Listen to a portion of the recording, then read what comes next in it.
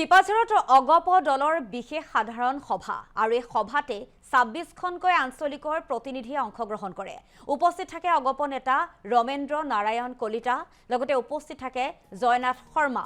২০২৬ নিৰ্বাচনত চিপাঝাৰ সমষ্টি অগপক লাগিব, এনেধৰণৰ মন্তব্য কৰিছে এই দুই শীৰ্ষ নেতাই। দলৰ সাংগঠনিক ভেটি সুদীৰ্ঘ কৰাত অধিক গুৰুত্ব প্ৰদান কৰিবলৈও আহ্বান জনাইছে দুই নেতাই। আৰু এইখন হৈছে অগপৰ বিশেষ এখন সভা আঞ্চলিক প্ৰতিনিধিয়ে ইয়াতে অংশগ্ৰহণ কৰা পৰিলক্ষিত হৈছে। দলৰ সাংগঠনিক ভেটি সুদৃঢ় কৰাৰ বাবে সকলোকে আহ্বান জনোৱা দেখিবলৈ পোৱা গৈছে। চিপাঝাৰতে অনুষ্ঠিত হৈছে এই বিশেষ সভাখন আৰু এই সভাখনত ২৬খনকৈ আঞ্চলিকৰ প্ৰতিনিধিয়ে অংশগ্ৰহণ কৰে।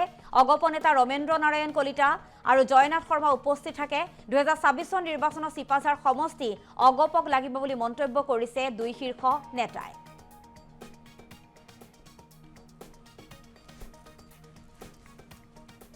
সমষ্টিৰ সাংগঠনিক দিশ সম্পৰ্কত আজি বিস্তৃতভাৱে আলোচনা কৰা হৈছে আৰু এই আলোচনা কালত আমাৰ চিপাঝাৰ সমষ্টিৰ প্ৰাক্তন বিধায়ক তথা প্ৰাক্তন মন্ত্ৰী ডক্টৰ জয়নাথ শৰ্মা ডাঙৰীয়া, আমাৰ দলৰ উপসভাপতিও আৰু লগতে প্ৰাক্তন বিধায়ক কালাইগাঁও সমষ্টিৰ মহেন্দ্ৰ মোহন ৰায়চৌধুৰী ডাঙৰীয়া, লগতে আমাৰ জিলাৰ সভাপতি কমলেশ্বৰ বৰুৱা, সম্পাদক স্বৰাজ, কেন্দ্ৰীয় সমিতিৰ সম্পাদক হৈবুৰ ৰহমান আৰু লগতে সম্পাদক পংকজ লোচন দেৱ মহন্ত ডাঙৰীয়াৰ লগত আজি বিস্তৃতভাৱে আলোচনা কৰা হৈছে।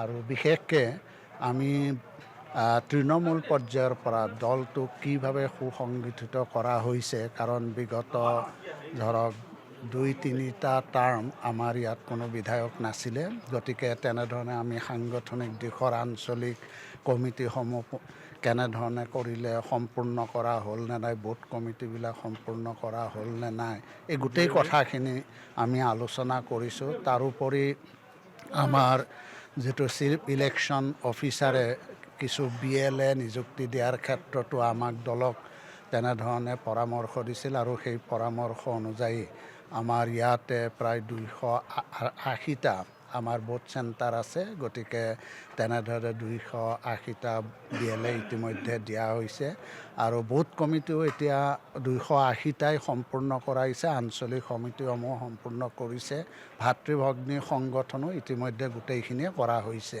গতিকে মই দেখিছোঁ যে ইয়াত আমাৰ দলটোৰ আগতে যিটো অৱস্থা আছিল, এতিয়া দেখিছোঁ যথেষ্ট আমাৰ ইয়াত সাংগঠনিক দিশত শক্তিশালী হৈছে।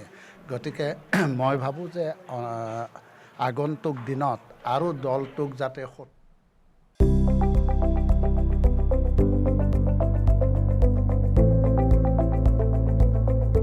NB নিউজ, সহজ সৰল ভাষাত নৱভাৰতৰ কথা।